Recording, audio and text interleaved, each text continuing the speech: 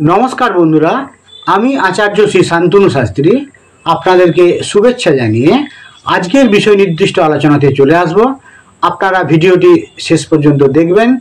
भिडियोटी यदि भालो लागे ताहले आपनारा भिडियोटी लाइक कमेंट एवं शेयर करबेन एवं चैनलटिके आपनारा सबस्क्राइब करबेन एवं बेल बाटन प्रेस करबेन भविष्यते नतून नतून भिडियोर नोटिफिकेशन पाওয়ার জন্য। तो चले आसुन आजकेर आलोच्य विषये आमरा चोख राखी। नमस्कार बंधुरा आमरा आज के मुखमंडले ग्रहेर प्रभाव निये आमरा आलोचना करब।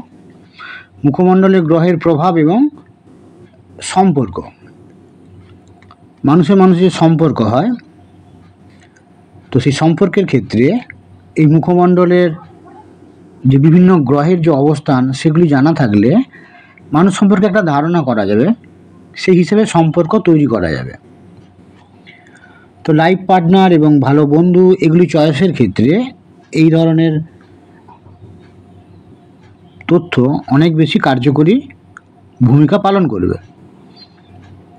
তো আমরা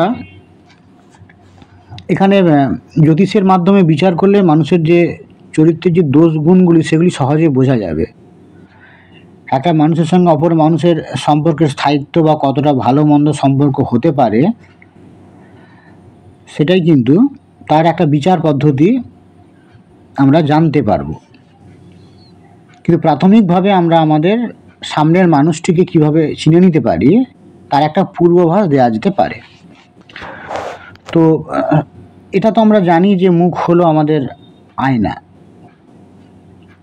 তো সেই হিসেবে মুখ দেখে কিন্তু একটা প্রাথমিক ধারণা করা যায়। তারপরে আমাদের এগিয়ে যেতে হবে এবং পরবর্তী ক্ষেত্রে তার আচার আচরণ এগুলো মিলিয়ে নেওয়ার একটা পালা আছে। তো প্রাথমিক অবস্থায় আমাদের তো আমরা কি করে একটা ধারণা তৈরি করব অজানা কোনো মানুষের সঙ্গে পরিচয় হওয়ার পর বা তার সঙ্গে রিলেশন তৈরির ঠিক প্রাক মুহূর্তে কী ধরনের একটা আমাদের একটা ধারণা তৈরি হবে সেই সম্পর্কে আমরা আলোচনা করব। সামুদ্রিক শাস্ত্রে মুখমণ্ডলকে দ্বাদশ রাশি এবং গ্রহ দ্বারা বিভক্ত করা হয়েছে।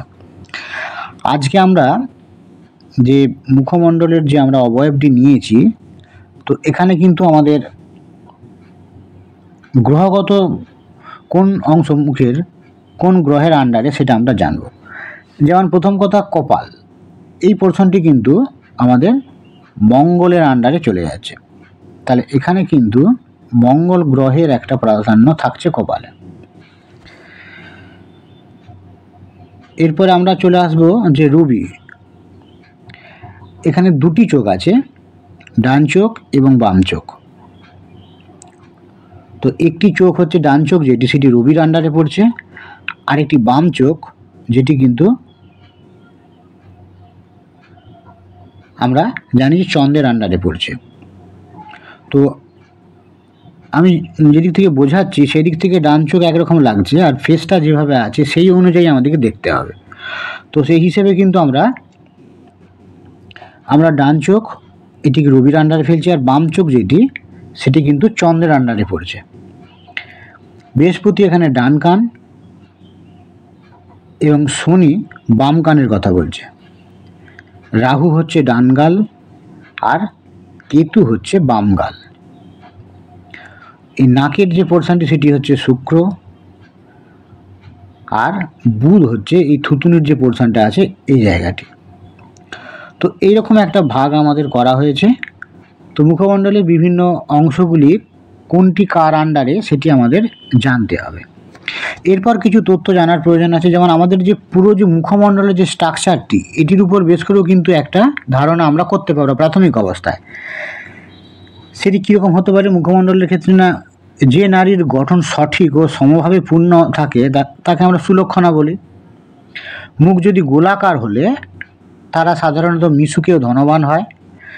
মুখের যে স্ট্রাকচারটি যেটিকে আমি গোল আকার দিয়ে দেখিয়ে দিয়েছি, ওই বাহ্যিক যে গঠনটি সেটি যদি চতুষ্কোণের মতো হয় তাহলে তারা সাধারণত চতুর হয়ে থাকে।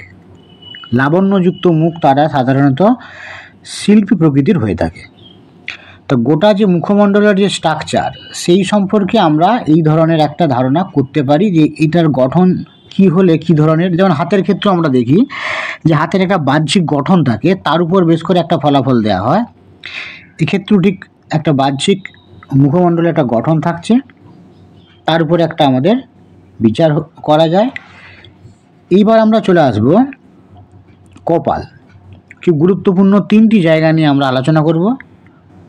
পরবর্তী কোনো ভিডিওতে আবার পরের অংশগুলি নিয়ে নিশ্চয়ই আলোচনা করব। তো মঙ্গল থেকে মানুষের এই কপাল, তো আমরা জানি যে এটি মঙ্গলের আন্ডারে, আমরা জানি যে মঙ্গল গ্রহের অধীনে কপাল। তো মঙ্গল থেকে কি মানুষের আত্মবিশ্বাস, এই কপাল, আগে কারকতাগুলো জেনে নিই। মঙ্গল গ্রহের যে কারকতা, তেজ, সাহসিকতা প্রভৃতির এখানে একটা পরিচয় পাওয়া যায় মঙ্গল থেকে। এবার আমরা যে ব্যক্তির কপাল একটু বড় হয় তারা সাধারণত সাহসী ও ধনবান হয়। যে ব্যক্তির কপাল ছোট হয় তারা সাধারণত একটু সাবধানী এবং মধ্যম আয়যুক্ত হয়। যেসব মেয়েদের অর্ধচন্দ্রাকৃতির ছোট কপাল থাকে তারা সুলক্ষণা হয়।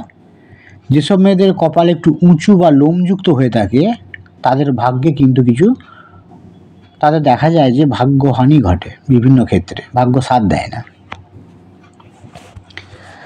2 নম্বর যে গুরুত্বপূর্ণ অংশটিতে চলে আসবো আমরা, কপালের ক্ষেত্রে যেমন আমরা আলোচনা করলাম। এবার আমরা নাক, এটি আমরা জানি কি যে এটি শুক্রের আন্ডারে।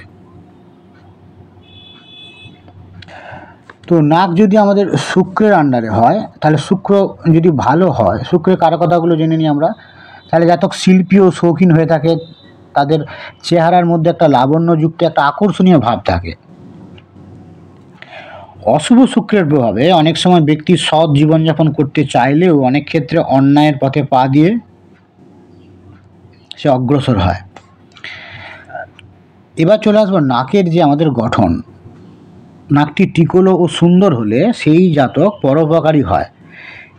এরা একটু খুঁতখুঁতে স্বভাবের হয়ে থাকে যাদের নাকটি টিকলো টাইপের হয়।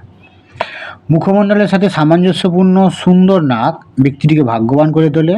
নাকের অগ্রভাগ বাঁকা হয় যাদের, তারা একটু নেশাগ্রস্ত হওয়ার তাদের সম্ভাবনা থাকে। সামনের অংশটি বেশি মাত্রায় ছোট ও চওড়া হলে অনেকের ক্ষেত্রে নাকে দেখা যায় কি যে নাকের ক্ষেত্রে এই সামনের যে অংশটি একটু বেশি চওড়া থাকে। তো যদি এইরকম হয়, কারো চওড়া যদি হয়, তাহলে সেই ব্যক্তির উপর কিছু মঙ্গলের প্রভাব বেশি, অর্থাৎ মাঙ্গলিক ধরা যেতে পারে তাকে। এই নাকের যে ডগটা যেটাকে আমরা, এটা একটু বেশি ফোলা টাইপের হয়, তাদেরকে আমরা মাঙ্গলিক ধরতে পারি। সাধারণত এরা ঝগড়াটে হয়ে থাকে। এই গেল নাকের সম্বন্ধে আমাদের তথ্য। এবার আমরা চলে আসবো গুরুত্বপূর্ণ তথ্য, গাল। এটি কিন্তু রাহু কেতুর আন্ডারে আমরা জানি। শুভ রাহু কারো কথা কি না, মনের অসীম আকাঙ্ক্ষা, উচ্চাসা এবং অতৃপ্ত বাসনাকে রাহু ইন্ডিকেট করে, এবং অশুভ অর্থে ভোগ, লালসা, লোভ,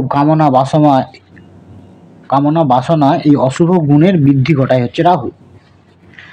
আর কেতুর যে কারকতা, কেতুর কারকতা হচ্ছে অনুভূতিহীন। তাহলে আমরা জানি ডান গাল হচ্ছে রাহু, বাম গাল হচ্ছে কেতু। তো কেতু এখানে কারকতার হিসেবে অনুভূতিহীন, উদাসীন, গোপনীয়তা রক্ষা করতে ভালোবাসে এবং নিঃস্বার্থে ত্যাগ স্বীকারও করে আবার। আর অশুভ কেতু আশঙ্কা, ভয়, সন্দেহ, অযথা বাধা দেওয়া, প্রতিবাদ করা, আন্দোলন ও কর্মে গাফিলতি প্রভৃতি ঘটনাগুলো অশুভ কেতুর আন্ডারে পড়ছে। তাহলে নারীদের যে 2টি গাল, সেটি যদি মোটা এবং সুগোল ও উন্নত হলে সুলক্ষণাযুক্ত বলে আমরা ধরে নিই।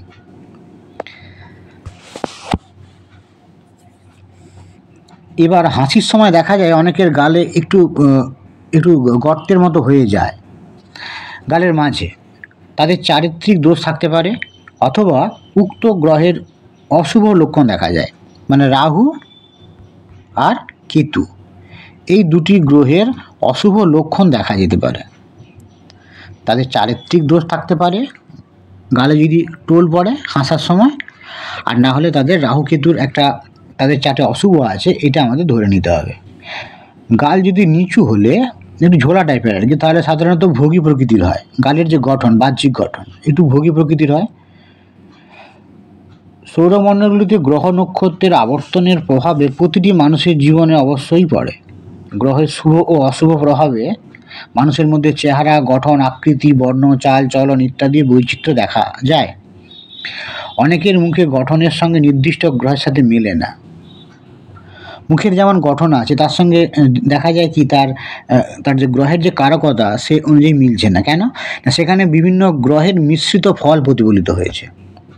তো বাহ্যিক যে গঠনটা অনেক সময় সেভাবে ধরা যায় না, সেখানে তখন মিশ্র ফল কাজ করে। দুটি গ্রহের মিশ্র ফল সেখানে কাজ করতে পারে। তো আজ এই পর্যন্তই থাক। পরবর্তীকালে আমরা আবার এই মুখমণ্ডলেরই অন্য যে অংশগুলি বাদ গেল সেগুলি নিয়ে আমরা আলোচনা করব। ভালো থাকবেন, নমস্কার।